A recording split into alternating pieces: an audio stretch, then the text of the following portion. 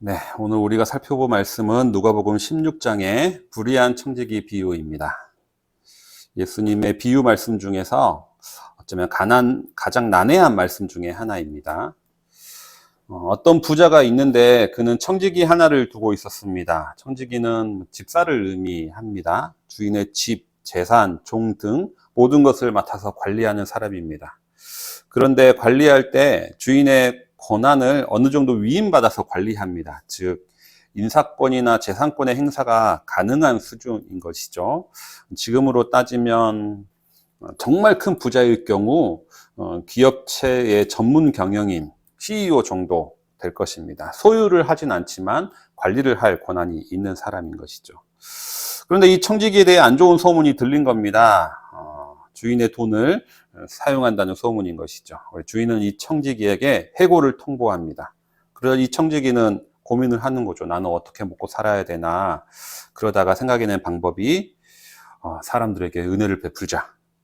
그래서 내가 고난이 있을 때 은혜를 베풀어 놓으면 그래도 사람들이 나중에 나를 도와주지 않겠는가 이렇게 생각했던 겁니다. 그래서 주인에게 빚진 사람들에게 조금씩 빚 탕감을 해 주었습니다. 기름이 100마를 빌린 사람한테는 50말로 깎아줍니다. 절반을 깎아주는 것이죠. 그런데 100석을 빌린 사람에게는 80석으로 깎아줍니다. 이 사람은 50%가 아니라 20%만 DC를 해줍니다. 왜 똑같이 깎아주지 않고 이렇게 제멋대로인가? 당시 기름의 이자율이 100%였고 밀의 이자율은 25%였다고 합니다. 그러니까 그 이자만큼 깎아준 것입니다. 율법에서는 사실 형제들에게 이자를 물리지 않도록 규정되어 있습니다. 근데 어떻게 그 사람들이 이렇게 과도한 이자를 물게 되었을까요? 그것은 그 당시의 관행이었습니다. 율법과 상관없이 지주와 그 땅을 빌리는 소장농들 사이에서는 관행적으로 이런 고금리의 이자가 진행됐습니다. 통상 50%에서 100%였다고 하니까 아주 과도한 고리대금이었던 셈인 거죠. 하지만 소장농들은 이자율을 받아들일 수밖에 없습니다. 왜냐하면 그 지주의 땅에서 농사를 지어야 되기 때문에 어쩔 수 없이 울며 겨자 먹기로 받아들였던 것이죠. 기름과 밀을 빌려야 할 사람들이라면 사실 생활고에 시달리는 이들이었을 겁니다. 그렇기에 어쩌면 청지기는 이들의 빚을 탕감해 준 것이 아니라 과도한 이자를 제자리로 돌려준 것이죠. 하지만 문제는 이것도 역시 주인 몰래 한 것으로 문서를 위조한 것입니다. 놀라운 것은 주인이 이 사실을 알았을 때 화를 내기는커녕 오히려 청지기의 행동을 칭찬했다라는 겁니다. 어쩌면 이 모습을 보면 우리는 이 사람들에게 과도한 이자를 물린 것이 주인의 뜻이 아닐 수 있다, 주인의 뜻이 아니다라는 것을 알 수가 있습니다. 사실 이들에게 과도한 이자를 물린 것은 당시의 관행이긴 했지만 이것은 청지기가 또 주인 몰래 벌인 일이었습니다. 청지기가 자신의 지위를 이용해서 단독적으로 행동한 것이죠. 주인의 의사와 반하게 소장농들에게 과도한 이자를 부과했습니다. 그리고 만약에 주인들이 몰랐다면 어쩌면 그 이자를 이 청지기가 빼돌리려고 계획했을 것 같습니다. 일종의 공금 횡령을 하려고 했던 것이었죠. 공금 횡령과 사문서 위조를 했던 청지기입니다. 그런데 주인은 이 청지기를 칭찬합니다. 왜냐? 지혜를 칭찬하는 거죠. 이 청지기가 도덕적으로 올바르다고 칭찬한 것이 아닙니다. 이건 우리가 주의해야 됩니다. 이 소장농들에게 무슨 선의를 가지고 친절을 베푼 것이 아니라 애초에 과도한 이자 자체도 자기가 저지른 일이잖아요. 그러니까 이 청지기는 도덕적으로 올바른 사람은 아닙니다. 하지만 주인은 그래도 이 지혜를 칭찬했다라는 겁니다. 대체 그 지혜가 뭘까요? 청지기는 주인 몰래 소장농들에게 과도한 이자를 부과하고 그 이자를 빼돌리려고 계획했습니다. 하지만 막상 잘릴 때가 되니까 자기가 빼돌리려 했던 돈으로 자기가 착복하는 것이 아니라 사람을 사귀는 것을 선택합니다. 즉 청지기는 정말 어려울 때 나에게 필요한 것은 돈이 아니라 사람이다라는 것을 알았다는 겁니다. 그리고 이것을 아는 것이 지혜라는 것이죠.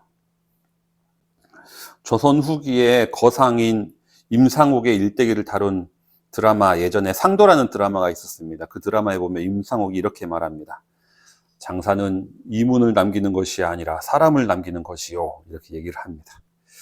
이 세상 사람이라 할지라도, 하나님을 모르는 사람이라 할지라도 지혜로운 사람은 돈보다 사람이 중요하다는 것을 압니다. 그래서 수많은 대기업들이 자신들은 사람을 소중히 여긴다는 이미지를 내세우려고 수많은 돈을 씁니다. 그래서 어떤 대기업은 예전에 사람이 미래다라고 광고를 했습니다. 사람이 미래다라고 광고를 했지만 사실 그 기업은 20대의 희망퇴직을 강요한 것으로 알려져서 후에는 조롱거리가 됐죠. 나중엔 사람이 기계다, 뭐 이런 패러디들이 많이 쏟아졌습니다. 또 다른 기업은 또 하나의 가족이라는 슬로건으로 광고를 했습니다. 집안에 냉장고를 들이고 세탁기를 사서 들여놓는 것, 이것이 또 하나의 가족이라는 거죠.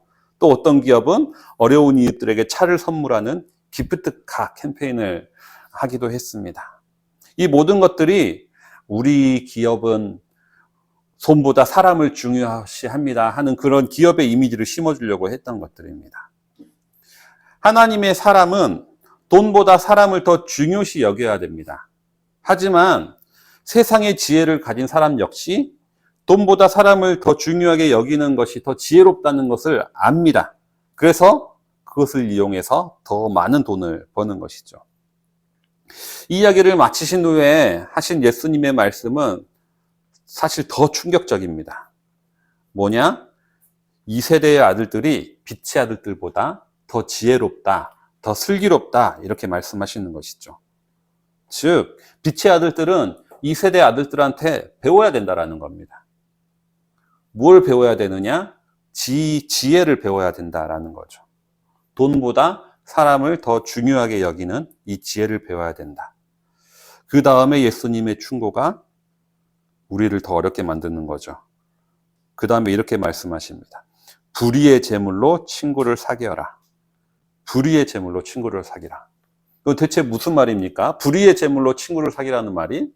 너도 남의 돈 도둑질 해가지고 그 불의의 제물로 친구를 사귀라는 말입니까? 너도 다른 사람 사기쳐가지고 그 얻은 돈으로 그 불의의 제물로 불쌍한 사람 도와주라는 말입니까?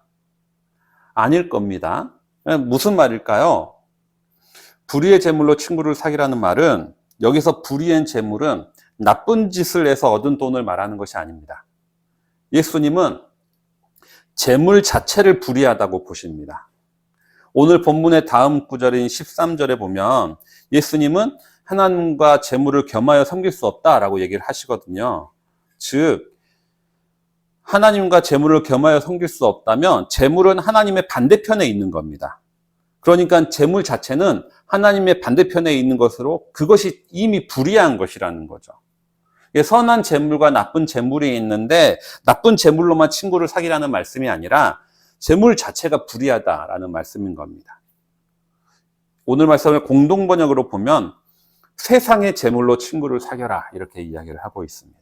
그리고 이것이 지혜라는 것이죠. 재물이라는 것은 분명히 세상에 속해 있습니다. 하나님이 아니라 세상에 속해 있습니다. 많은 사람이 재물에 빠지게 되고 이것에 집착하게 되면 그 사람은 하나님을 섬길 수 없게 됩니다. 재물이라는 것, 돈이라는 것은 우리가 하나님을 떠나게 만들고 돈 자신에게 복종하게 만드는 강력한 우상입니다. 그런데 지혜 있는 자는 이 재물에 사로잡히는 것이 아니라 이 재물을 이용할 줄 안다는 겁니다. 예수님의 충고에 의하면 우리는 돈에 대한 두 가지의 태도를 피해야 되는데요. 첫 번째로 사람보다 돈을 더 중요시하는 태도를 피해야 됩니다. 돈 때문에 사람을 이용하고 돈 때문에 사람을 도구화하고 상처 주는 태도를 우리는 피해야 됩니다. 어쩌면 우리가 살아가는 이 시대에 많은 기업들이 이렇게 하는 것을 우리는 뉴스를 통해서 알고 있죠. 하지만 이것은 지혜롭지도 못할 뿐만 아니라 불의한 것입니다. 그런데 우리가 피해야 될 두 번째 태도가 있습니다. 그것은 뭐냐면 돈 자체를 멀리하는 것을 피해야 됩니다. 재물이라는 것은 하나님으로부터 우리를 떠나게 하는 만몬이니까 재물 자체를 멀리해야 된다. 이거는 불의한 것은 아닙니다. 불의하지는 않지만 이렇게 하면 자신은 거룩하고 깨끗하게 지킬 수 있겠죠. 불의한 것은 아니지만 지혜로운 것도 아니라는 겁니다. 자기 자신은 얼마든지 그것을 이용할 수 있는데 그 가능성까지 포기해버리는 것이기 때문에 그런 것이죠. 예수님이 경계하는 것, 빛의 자녀들은 이러한 것을 경계해야 된다라는 겁니다. 예수님이 이렇게 말씀하신 이유가 뭘까요? 이렇게 말씀하신 이유는 당시 유대인들과 바리새인들이 자신의 거룩함을 지키기 위해서 사용하는 방법이 있었는데 그것이 뭐냐면 울타리치기라는 방법입니다. 울타리치기란 뭐냐? 하나님이 예, 뭔가 재난 문자가 자꾸 오는 것 같습니다. 울타리치기란 뭐냐? 하나님이 예를 들어서 선악과를 먹지 말라라고 계명을 주셨다면 이 선악과를 먹지만 않으면 되는데 이 선악과를 보면 먹고 싶은 마음이 생길 수도 있기 때문에 선악과 근방을 둘러서 울타리를 치는 겁니다. 그래서 사람이 절대 들어갈 수 없도록 울타리를 치는 것이죠. 그러면 내가 선악과 근처에 가고 싶어도 갈 수가 없으니까 하나님의 계명을 지킬 수 있게 되는 거죠. 이게 바로 울타리치기입니다. 유대인들은 이런 방식으로 율법을 지켰습니다. 이방 여인을 아내로 맞이하지 말라라는 계명을 주셨다. 그러면 혹시 내가 이방 여인 만나기만 하면 눈이 맞을 수도 없으니까 이방 여인은 안 만나야겠다.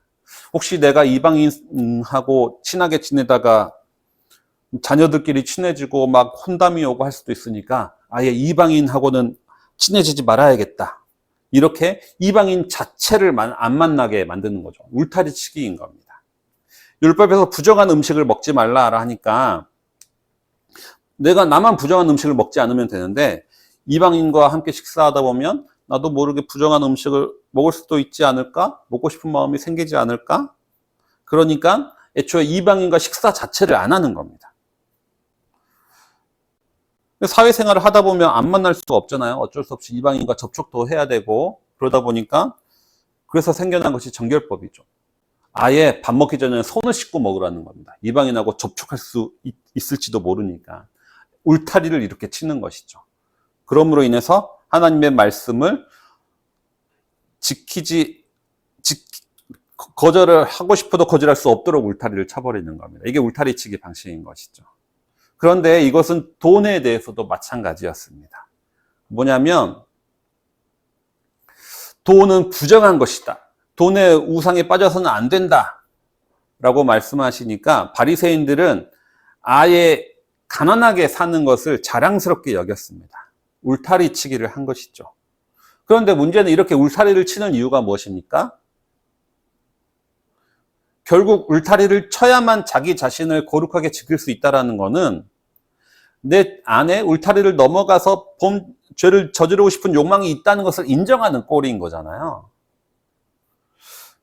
그러니까 오늘 본문인 다음 구절 14절에 보면 바리새인들은 이런 예수님 말에 동의하지 않고 비웃는 것을 볼 수가 있습니다. 이유가 뭐냐? 바리새인들은 돈을 좋아하는 자들이기 때문에 성경은 이렇게 얘기합니다. 바리새인들은 돈을 좋아하기 때문에 오히려 울타리를 쳐서 스스로를 더 가난하게 만들려고 했다라는 겁니다. 이 예수님의 말씀은 이러한 울타리치기 전략은 지혜롭지 못하다라고 말씀하는 겁니다. 세상의 재물에 울타리를 쳐버리면 돈의 유혹에 빠지지 않고 거룩하게 살 수 있을지는 모르지만 돈을 통해서 할 수 있는 수많은 일들, 사람을 사귀고 사람을 돕고 할 수 있는 일들을 포기해버리는 겁니다. 이것은 나쁜 것은 아닙니다. 나쁜 것은 아니지만 지혜로운 일도 아니라는 것이죠. 세상의 재물로 친구를 사귀라는 예수님의 말씀은 다른 것에도 적용해 볼 수가 있습니다. 세상의 문화로 친구를 사귀어라. 우리가 세상 문화에 빠져서 허우적될 필요는 없지만 완전히 세상 문화에 울타리를 쳐버리는 것도 지혜롭지 못한 것이라는 거죠. 예전에 마이클 잭슨이 한국에 왔다, 레이디 가가가 한국에 왔다. 그러면 한국 교회는 대대적으로 이 공연에 반대하는 활동을 했습니다. 울타리를 쳐버리는 것이죠. 하지만 그러면 그럴수록 한국 교회에 대한 세상의 이미지는 더 땅으로 추락하게 됩니다. 차라리 청소년의 유해성이 있는 곡이 있다면 그것을 지적하면서 어떻게 그들을 세상으로 설득할 생각을 해야 되는데, 울타리 치기 전략을 벌이니까 친구를 사귀기는커녕 있는 친구도 떠나가게 만드는 것이죠. 학문에 대한 태도도 마찬가지입니다. 우리가 처음에 기도의 내용 중에 있었던 김금주 교수님은 성경적으로 동성애는 죄가 아니다라고 주장하는 분이십니다. 그런데 이런 주장은 이런 신학적 주장을 하시는 분들은 덜어 있습니다. 그리고 이것은 신학적인 토론이 계속해서 이루어져야 될 내용들입니다. 하지만 그냥 이런 김금주 교수를 이단이다 라고 정죄하는 것은 아예 이런 신학적 논의 자체를 이루어지지 못하도록 해버리는 것이죠. 울타리를 쳐버리는 겁니다.